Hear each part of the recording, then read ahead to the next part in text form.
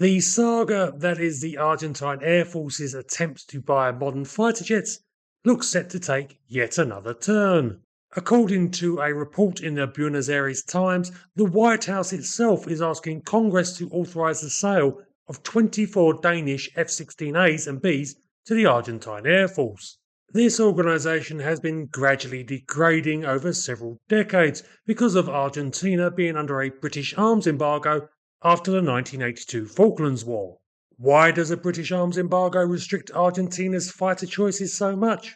Well, because most Western combat aircraft employ some British manufactured components somewhere in the design. And this has allowed the British government to stymie attempts by the Argentines to buy new fighters.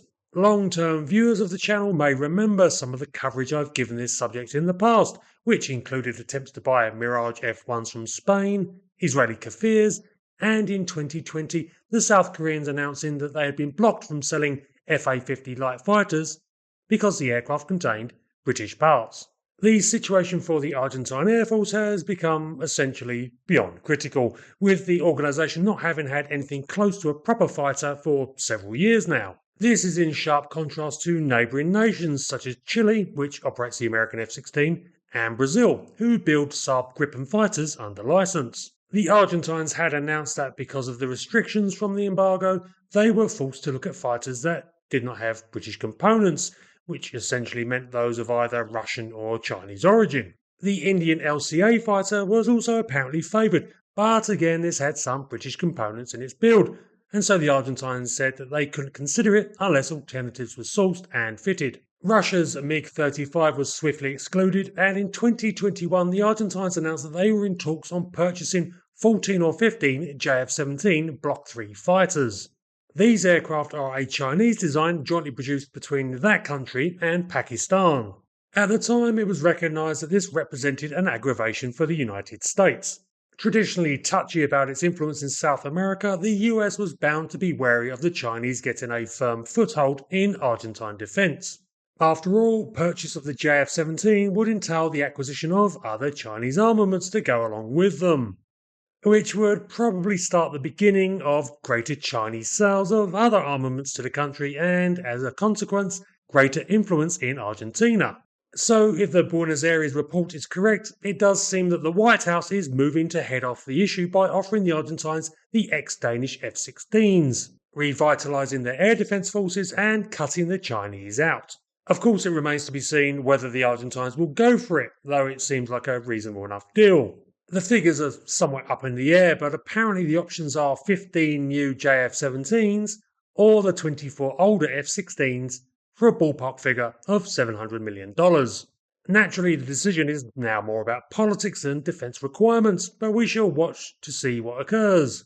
And how about the Brits?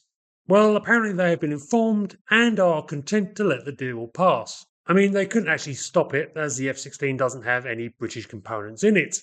But the F-16As, while no doubt a welcome leg up for the Argentine Air Force, are an older aircraft that likely doesn't represent much of a threat to British security on the Falklands. Whereas the JF-17, especially if the Argentines were to buy modern anti-shipping missiles to go along with them, would present a far more concerning issue. Oh, and before anyone starts going on about harpoons on the F-16, any such sale would require US permission and would almost certainly be vetoed. I do have one other observation on this whole deal, if as said it is actually on the table. Back in June, the Danes announced that they were going to start training Ukrainian pilots on their F-16s and that they would retire these aircraft earlier than expected in 2025.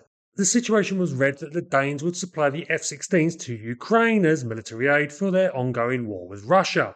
But as the possible sale to Argentina would use practically all of the Danish Air Force's existing fleet of F-16s, that would not be possible. Of course, it could be that the Danish F-16s, older models that they are recognised as being too vulnerable in the high-threat environment that they would face operating over Ukraine, and therefore only later block number F-16s would be supplied if, indeed, any ultimately are sent to Ukraine at all. And certainly it gives the US a useful option for offering to Argentina a tempting alternative to the Chinese JF-17. And so, as said, we will watch and wait and see which way the chips fall. Interested in the history of this affair? Check out the videos coming up on the screen now. Have a good one, folks.